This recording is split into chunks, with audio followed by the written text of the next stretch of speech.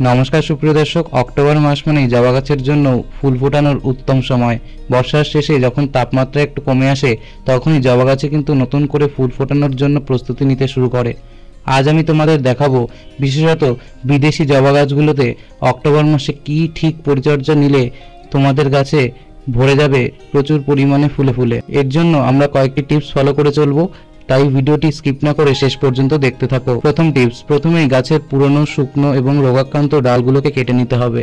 এখানে একটি ছোট্ট টিপস, কাটার আগে কাঁচি অথবা যে প্রুনারটি দিয়ে আমরা ডালটি কাটছি সেটিকে একটু জীবাণুমুক্ত করব। এখানে আমরা ডেটল অথবা সেটিকে আগুনে গরম করে নিলে হয়ে যাবে। এতে কি হবে, আমাদের গাছে কোনো রকম ফাঙ্গাস অ্যাটাক লাগবে না। ডালটি কাটার পর ডালের কাটা অংশে সেখানে আমাদের অবশ্যই কোনো ফাঙ্গিসাইডের প্রলেপ অথবা আমাদের হলুদের গুঁড়ো ব্যবহার করতে হবে। এতে আমাদের ডালগুলো আর শুকিয়ে মরে যাবে না গাছে। এতে কি হবে, নতুন পরিমাণে কিন্তু নতুন ডালপালা গজাবে এবং ফুলের সংখ্যা কিন্তু বৃদ্ধি ঘটবে নতুন ডালেই। দ্বিতীয় টিপস, জবা গাছ প্রচুর পরিমাণে রোদ ভালোবাসে। অক্টোবর গাছে জবা গাছকে তাই একদম খোলা আকাশের নিচে রাখতে হবে।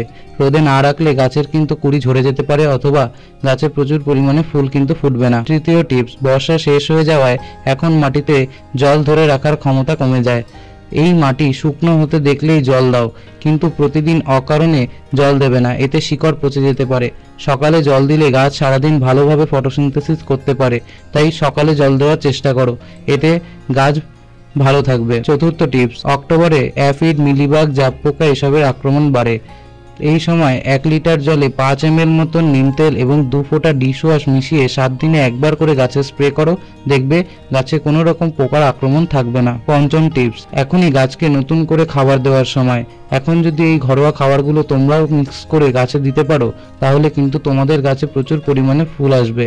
এর জন্য আমরা গাছে যে জৈব খাবারটি ব্যবহার করব সেখানে আমরা প্রথমেই নেব হচ্ছে গিয়ে 2 মুঠো ভার্মি কম্পোস্ট। এটি একটি জৈব উপাদান যা গাছের মধ্যে সব রকমের নিউট্রিয়েন্টস কিন্তু গাছকে প্রোভাইড করবে। এখানে তোমরা পুরনো 1 বছরের পুরনো গোবর সারও নিতে পারো। 2 মুঠো ভার্মি কম্পোস্টের সাথে আমরা নেব 1 টেবিল চামচ নিমখোল, 1 টেবিল চামচ হাড়ের গুঁড়ো এবং 2 টেবিল চামচ কলার খোসার গুঁড়ো। এই 4টি উপাদানকে ভালোভাবে মিশিয়ে নিয়ে আমরা সব একসাথে ভালোভাবে মিশিয়ে 2 থেকে 3 টেবিল চামচ একটি 8 ইঞ্চি টবের জন্য দেব, অর্থাৎ 1 মুঠ মতন হবে। 10 ইঞ্চি টবের জন্য আমরা এটি পুরোটাই প্রয়োগ করব। 8 ইঞ্চি টবের জন্য এখান থেকে আমরা হাফ অর্থাৎ 3 থেকে 4 চামচই প্রয়োগ করব। সার দেওয়ার পরই আমরা কিন্তু গাছে হালকা জল প্রয়োগ করব। এই টিপসটি কিন্তু আমাদের মাথায় রাখতে হবে। আমাদের লাস্ট টিপসে যে বিশেষ টনিকটি বলবো, এই টনিকটি যদি তোমরা তোমাদের গাছে ব্যবহার করতে পারো তাহলে কিন্তু তোমাদের গাছে প্রচুর পরিমাণে ফুল উঠবে। গাছে যদি 7 দিনে একবার এই তরল সারটি দাও তাহলে উত্তম তোমরাও তোমাদের গাছে কিন্তু রেজাল্ট পাবে। এখানে তোমরা কি করবে, 1 লিটার জলে 2 থেকে 3টি কলার খোসা ভালোভাবে কুচিয়ে নিয়ে অথবা গোটা যে কোনো একটি ভাবে পচাতে হবে। এর সাথে আমাদের এখানে ব্যবহার করতে হবে 1 চা চামচ চা পাতা এবং যে সিক্রেট উপাদানটি তোমাদের এখানে ব্যবহার করতে হবে 1 চা চামচ গুড়। তোমরা যে কোনো গুড় নিতে পারো, পুরনো হলে ভালো হয়। সেই গুড়টি নিয়ে 1 চা চামচ নিয়ে সেটিকে ভালোভাবে জলের সাথে গুলাবে। এতে কি হবে, এটি যেরকম পচাতে সাহায্য করবে এবং এতে কিন্তু প্রচুর পরিমাণে মাইক্রোনিউট্রিয়েন্ট থাকবে এবং উপকারী জীবাণুগুলোকে কিন্তু এটা তৈরি করবে, যা গাছে প্রচুর পরিমাণে কিন্তু আমাদের নিউট্রিয়েন্টের যোগান দেবে। এই মিশ্রণটা জবা গাছে কিন্তু অসাধারণ ফল দেয়। মাত্র 1 সপ্তাহের মধ্যেই তোমাদের গাছে প্রচুর পরিমাণে কিন্তু কুড়ির দেখা মিলবে।